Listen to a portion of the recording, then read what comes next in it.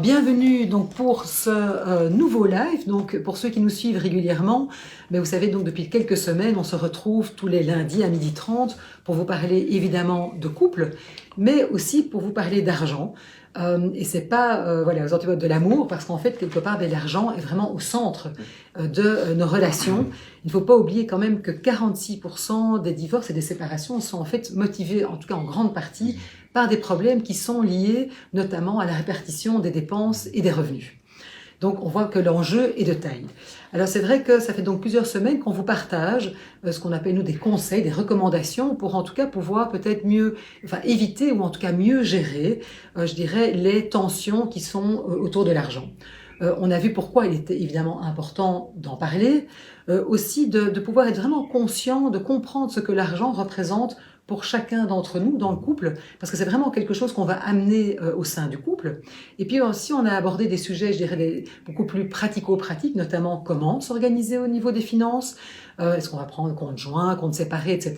Et puis aussi, surtout, voir comment répartir les dépenses. Et donc, si vous avez raté, je dirais, ces interventions, vous pouvez les retrouver sur notre fil d'actualité, donc de notre page Facebook, ou à la fin du mois, début du mois de juin, on les mettra aussi toutes sur YouTube. Et donc aujourd'hui, on voulait vous partager notre 5e recommandation, parce que bon, c'est très bien voilà, de parler d'argent, d'établir les choses, mais il faut quand même être attentif à ce que le budget, il évolue en fait au rythme de votre relation. Parce que évidemment, une vie de couple, vous le savez bien, si vous êtes en couple déjà depuis un certain nombre d'années, c'est évidemment ni linéaire ni figé. Il y a plein de choses qui vont se passer, je dirais au niveau professionnel, au niveau familial. La relation va se modifier et évidemment, au fur et à mesure, je dirais, de ces modifications, qui sont évidemment inhérentes à toute vie de couple, eh bien, il faudra pouvoir faire des points réguliers pour vraiment pouvoir ajuster les choses. Oui. Et c'est vrai que, très certainement, quand on se met en couple au début, on a une idée peut-être relativement claire, en tout cas, c'est ce qu'il faudrait déjà, une idée claire de ce que gagne chacun, parce que parfois, il n'y a pas toujours cette transparence au départ. Puis on se dit, ok, je vois clair, je sais combien tu gagnes, on sait combien je gagne, et on se met d'accord sur les contributions. Mais on sait bien que la vie professionnelle, elle n'est pas figée. Et donc, il peut y avoir tout d'un coup des changements majeurs, parce qu'il y a tout d'un coup un qui a une promotion, par exemple, qui s'accompagne d'une augmentation sensible, ou bien il y en a un ou l'autre qui met sa carrière davantage au ralenti, par exemple, pour s'occuper des enfants, pour se former à une nouvelle activité. Et voilà notre bel équilibre qui est évidemment compromis ou qui est remis en question. Et donc, ce qui est important dans cette situation, c'est que là où tout d'un coup un déséquilibre s'installe, c'est que il va falloir reparler. Parce que si à ce moment-là, on n'en parle pas, il est clair que très vite, il y a la place qui peut venir pour des ressentiments et des frustrations. Absolument, tout à fait. Alors c'est vrai qu'évidemment, il y a les aléas de la vie, comme on dit, qui sont propres à chaque couple, mais on voit quand même qu'il y a des cycles. Il y a quand même des choses qui sont que plus ou moins tous les couples, en tout cas une grande majorité des couples vont connaître, c'est-à-dire qu'il y a vraiment des étapes qu'on peut voir, notamment évidemment après la rencontre, le moment où on décide de s'installer ensemble, qui est quand même une grande étape. Il y a aussi l'arrivée, si on veut avoir des enfants, l'arrivée du premier enfant, du deuxième, parfois le troisième. Donc ça, on voit vraiment que ce sont des étapes qui vont jalonner la vie de couple. Il y a aussi une étape importante qui est à un moment l'achat d'une maison ou d'un appartement. Et puis il peut y avoir évidemment le chômage, la maladie, aussi une séparation, parce que c'est aussi des choses auxquelles on sait quand même que 50% des couples aujourd'hui sont amenés à se séparer. Et puis il y a aussi les enfants qui quittent le nid, la retraite, etc. Donc on voit bien qu'à chacun de ces cycles, qui sont tout à fait qui sont normaux, qui font partie de la vie, eh bien chaque fois les rôles vont être quelque part redistribués. Et évidemment, on peut plus ou moins, je dirais, contribuer. Enfin, ça peut même changer de sens. Tout à coup, un ne va plus du tout contribuer, l'autre va contribuer beaucoup. Et tout ça, évidemment, ça va changer aussi la parité au sein du couple. Et donc, comme le disait Yves, évidemment, tous ces changements, etc., ça peut être source de frustration, de ressentiment, mais aussi de peur. À un moment, de se dire, mais est-ce qu'on va arriver à nouer les deux bouts? Est-ce que ça va aller? À un moment, même, il peut y avoir des changements de statut social, etc. Donc, on voit que c'est pas anodin. Alors, déjà, ce qu'il faut se dire, c'est que dans ces différents cycles, au moment où on va passer d'un cycle à l'autre, prenons l'exemple de l'enfant qui arrive, il est certain dans 90% des cas, le couple ne va pas tout anticiper. On n'est pas capable d'anticiper. On va dire, bah, tiens, une fois qu'on aura un enfant, comment est-ce qu'on fera financièrement, par exemple? Bon, ben, non, parce qu'on ne sait pas exactement combien ça va coûter, qu'est-ce qui va se passer. Et donc, il est clair que l'arrivée d'un nouveau cycle va très certainement induire un début de crise, une petite ou une grosse crise au niveau financier, parce que tout d'un coup, il y a des équilibres qui ne vont pas, évidemment, spontanément se remettre à l'équilibre. Et donc ça, c'est normal, il ne faut pas s'en inquiéter. Et qu'il y ait des tensions au moment, parce que, voilà, depuis quelques mois, on est dans un nouveau cycle et on n'a pas pris le temps d'en parler, il n'y a pas de raison de s'en inquiéter.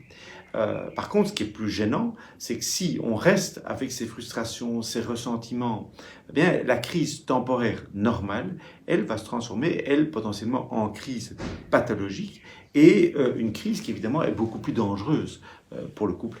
Et donc là, ce qui est important, c'est de ne pas attendre que ça s'enquiste, j'ai envie de dire, pour reparler d'argent, dire ok, mais remettre à jour les questions en termes de valeur, de fonction de l'argent, pour remettre les équilibres qui ont été perturbés par l'arrivée d'un nouveau cycle. Tout à fait. Alors évidemment, il y a aussi un cas, et qu'on connaît de plus en plus, vu qu'il y a un grand taux de séparation, c'est qu'évidemment, il y a beaucoup de familles aujourd'hui qui se recomposent. Et là, c'est sûr que déjà, ce qui est assez complexe en soi, on rajoute évidemment de la complexité, parce qu'une fois qu'on recompose, mais comment va-t-on s'organiser? Parce que c'est sûr qu'on vient chacun avec en plus les bagages de sa famille précédente. Il peut y avoir des pensions alimentaires vis-à-vis d'un ex-époux, une ex-épouse. Il y a aussi des contributions par rapport aux enfants, si on a eu des enfants d'un premier lit. Donc tout ça, évidemment, va venir complexifier les choses. On peut aussi avoir un enfant ensemble qui est l'arrivée d'un nouvel enfant. Et donc, du coup, ça se dit, mais comment va-t-on organiser les finances? Est-ce que chacun prend les enfants de son premier lit en charge exclusivement? Est-ce qu'on met tout ça dans un grand pot commun? Comment on fait avec le nouvel enfant? Qu'est-ce qui se passe avec les allocations familiales? Donc, c'est vraiment toute une série, évidemment, de questions qui viennent se rajouter, je dirais, par rapport à un couple qui est parti, qui est dans une lignée. Ici, quand on recompose, c'est sûr qu'on va rajouter, évidemment, de la complexité. Évidemment, un avantage aussi, c'est que comme on a déjà eu un premier couple, je dirais, une première expérience, ce qui est intéressant, évidemment, c'est de pouvoir peut-être tirer les enseignements de ce premier couple, peut-être arriver un petit peu moins naïf et se dire que quelque part, parler d'argent n'est pas incompatible avec l'amour et peut-être justement mettre les choses, je dirais peut-être autrement et en tout cas avec peut-être plus de conscience. Alors un mot peut-être encore sur une situation un peu spécifique qui est celle de la perte d'un emploi. Alors c'est clair que ça arrive et ça arrive très souvent dans la vie d'un couple qu'un des deux se trouve temporairement dans une situation où il a perdu son emploi, ce qui va la plupart du temps, induire des conséquences financières. Et donc, ça va créer des tensions dans le couple, potentiellement. Pourquoi? Parce que il va y avoir déjà une chute de revenus, très probablement.